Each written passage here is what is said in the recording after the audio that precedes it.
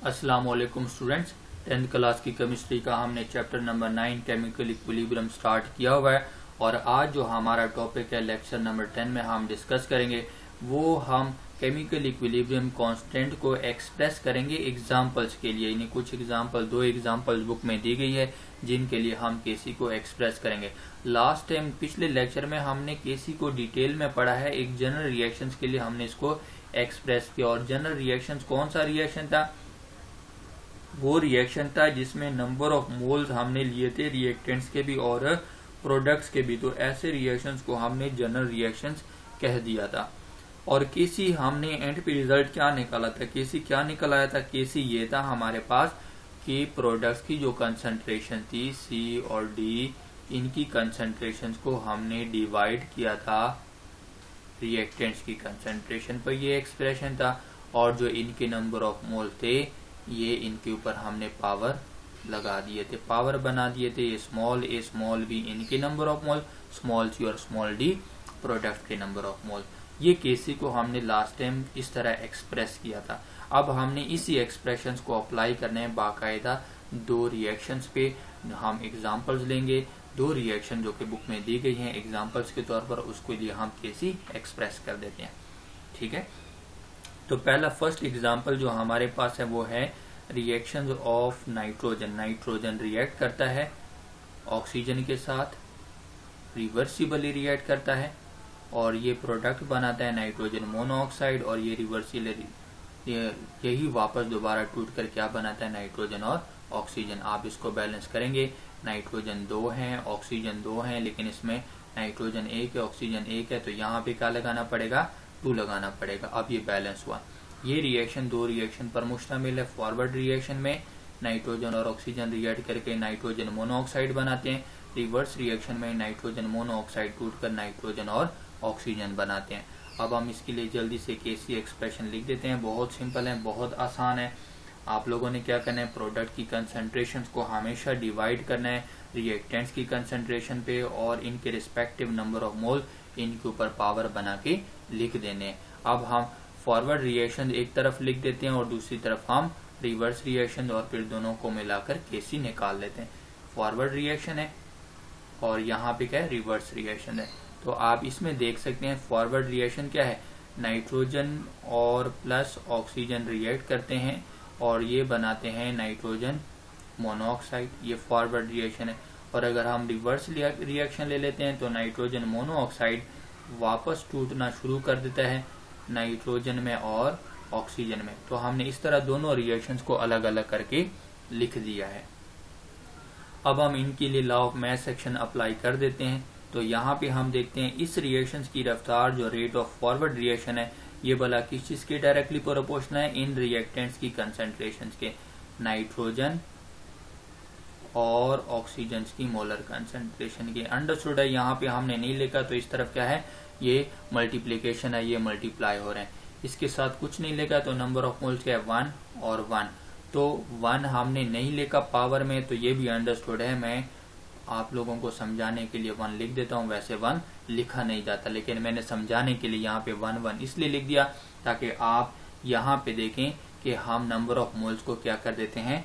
Power बना के लिख देते हैं। जितने भी नंबर ऑफ मोल्स है जैसा कि इनके ऊपर आप देखते हैं, तो ये हम इस तरह लिख देते हैं। तो इसलिए मैंने इनके ऊपर 1 फिलहाल इसलिए लिख दिया ताकि आप लोगों को समझ आ जाए कि ये नंबर ऑफ मोल्स हमें कहाँ पे लिखने हैं। इसी तरह आप रिवर्स रिएक्शंस के लिए आ जाए। जो रेट ऑफ रिवर्स रिएक्शन है वो भला क्या है आपके पास? ये किस चीज के डायरेक्टली प्रोपोर्शनल है? ये इस प्रोडक्ट के कंसंट्रेशन के डायरेक्टली प्रोपोर्शनल है। और ये डायरेक्टली प्रोपोर्शनल है। यहाँ पे एक ही हमारे पास क्या है? प्रोडक्ट है NO और इसके नंबर ऑफ मोल्स हमारे पास क्या है? 2 है। तो आप इसके नंबर ऑफ मोल्स को उठा के क्या कर देंगे? पावर बना देंगे। ये आ जाएगा पावर, ये नंबर ऑफ मोल है। ठीक है, अब जरा इस रिएक्शंस की तरफ आ जाते हैं, वापस यहाँ पे आ जाते हैं हम। तो ये मेरे पास क्या है? इस डायरेक्टली प्रोपोर्शनल को खत्म करने के लिए अब हमें क्या करना पड़ेगा? इक्वलिटी साइन लगाना पड़ेगा और साथ में proportionality constant of forward reactions के लिए लगाना पड़ेगा। बाकी सारा हम ऐसे ही लिख देंगे, नाइट्रोजन और ऑक्सीजन। और मैं 1 अब नहीं लिख रहा, अंडरस्टूड है कि इसके ऊपर 1 लिखा हुआ है, 1 पावर है।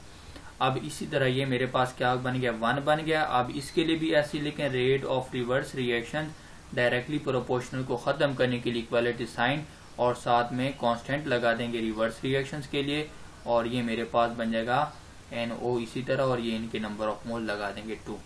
ये मेरे पास बन गए इनके एक्सप्रेशन, हमने लिख दिए लॉ की फॉर्म में, रेट की फॉर्म में।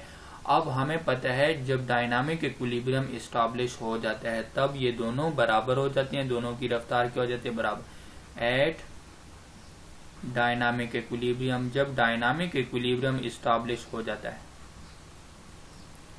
तब सिचुएशंस क्या होता है, डायनामिक इक्विलिब्रियम पर ये वाला कंडीशन होता है, rate of forward reaction becomes equal to rate of reverse reaction, ये दोनों क्या हो जाते हैं, बराबर। यहां से आप रेट ऑफ फॉरवर्ड रिएक्शंस की वैल्यू ले लेंगे और ये 2 इक्वेशन नंबर 2 से रेट ऑफ रिवर्स रिएक्शंस की वैल्यू लेके इन दोनों के नीचे लिख देंगे और इसको उसी तरीके से एक्सप्रेस कर देंगे। ठीक है, तो ये मेरे पास आ जाएगा KF और ये आ जाएगा नाइट्रोजन और साथ में ऑक्सीजन। ठीक है, और यहाँ पे आ जाएगा KR और NO का हमारे पास क्या आ जाएगा, ये स्क्वायर आ जाएगा। ये इनके नंबर ऑफ मोल्स हमने पावर के तौर पर लिख दिए। अब जो वेरिएबल है उसको एक तरफ कर दें और जो कांस्टेंट है उसको आप दूसरी तरफ कर दें।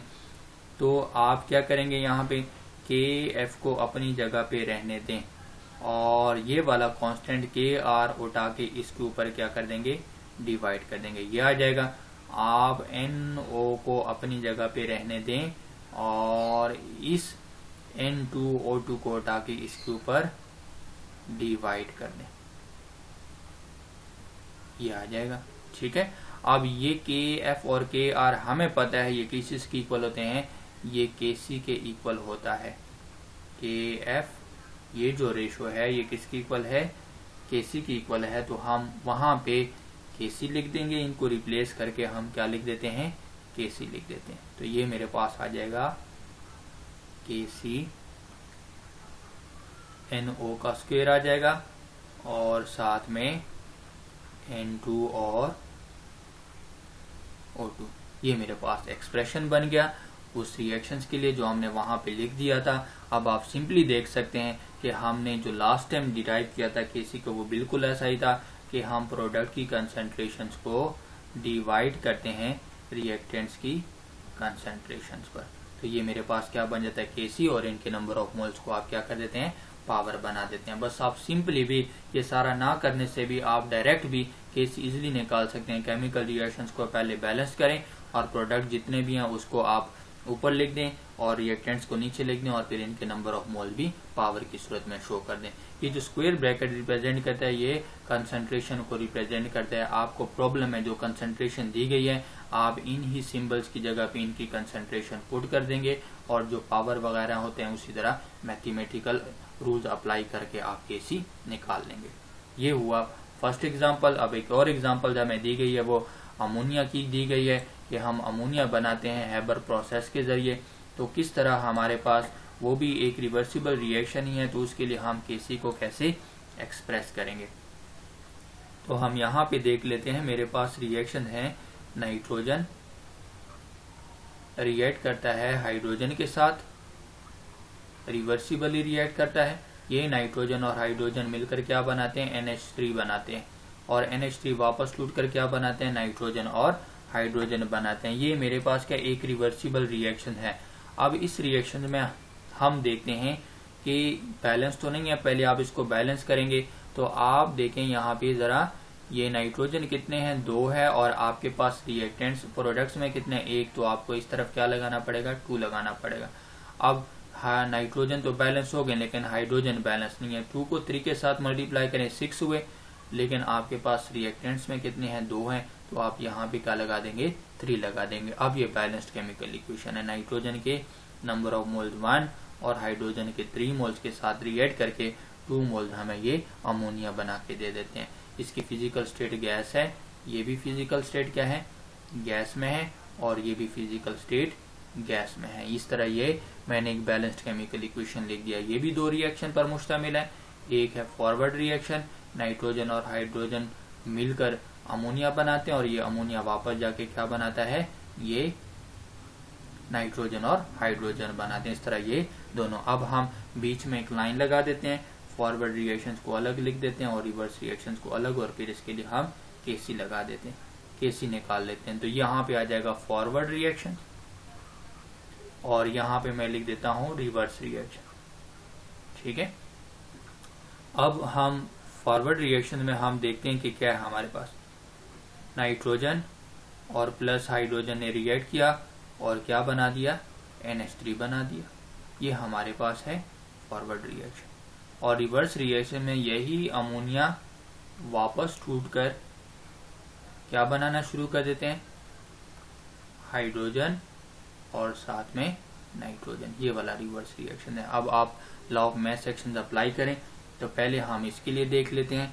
रेट ऑफ फॉरवर्ड रिएक्शंस किसके डायरेक्टली प्रोपोर्शनल होता है, रिएक्टेंट्स की concentration. Rate of forward reaction is directly proportional to the product of molar concentration of reactants. यहाँ पे मोलर कंसंट्रेशन हम किसकी लेंगे, नाइट्रोजन और हाइड्रोजन की, और हमने इसको मल्टीप्लाई किया। यहाँ पे नाइट्रोजन के नंबर ऑफ मोल्स 1 है तो इसके ऊपर नहीं लिखा, अंडरस्टूड है कि ये 1 है। हाइड्रोजन के कितने नंबर ऑफ मोल्स हैं, 3, इसको उठा के हम क्या कर देंगे, पावर बना देंगे। ऐसा ही आप इसके लिए लिखें, रेट ऑफ रिवर्स रिएक्शन किसके डायरेक्टली प्रोपोर्शनल होता है, प्रोडक्ट के कंसंट्रेशन के। तो यहाँ पे NH3 है और इसके नंबर ऑफ मोल्स कितने हैं, 2 है, ये 2 लगा देंगे इसके ऊपर नंबर ऑफ मोल्स, ये बन जाएगा मेरे पास। अब हम आते हैं इस डायरेक्टली प्रोपोर्शनल साइंस को खत्म करने के लिए। इसकी जगह पे हमारे पास क्या आ जाएगा, ये रेट ऑफ फॉरवर्ड रिएक्शन ऐसे ही आएगा, इक्वलिटी साइन आ जाएगा और साथ में हम कांस्टेंट लगाएंगे फॉरवर्ड के लिए, रेट ऑफ फॉरवर्ड कांस्टेंट, और ये आ जाएगा N2 और साथ में ऐसा ही क्या लगा देंगे, हाइड्रोजन और साथ में इसके पावर, इसका पावर लिख देंगे 3, जिसके नंबर ऑफ मोल्स थे बैलेंस्ड केमिकल इक्वेशन में, ये इसके नंबर ऑफ मोल है। ये इक्वेशन नंबर 1 बन गया।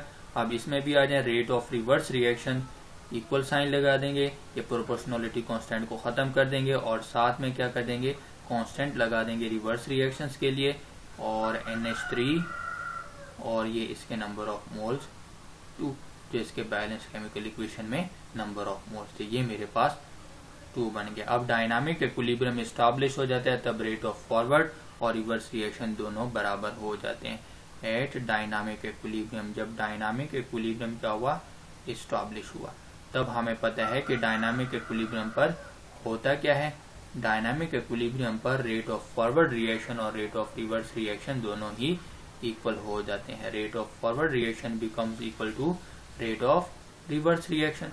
आप फॉरवर्ड रिएक्शंस की वैल्यू इक्वेशन 1 से उठा के लिख देंगे और इक्वेशन 2 से रेट ऑफ रिवर्स रिएक्शंस की वैल्यू नीचे हम इसके लिख देंगे।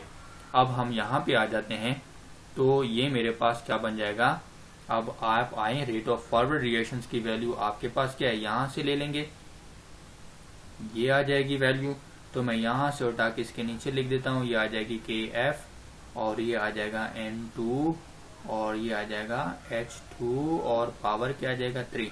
इसी तरह आप रेट ऑफ रिवर्स रिएक्शंस की वैल्यू यहाँ से उठा लेंगे, KR और NH3 का स्क्वायर आ जाएगा।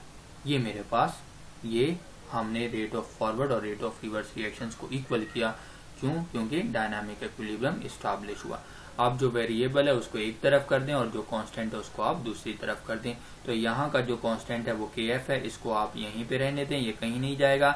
यहाँ का KR उठा के आप इस पे आके डिवाइड कर दें, ये आ जाएगा।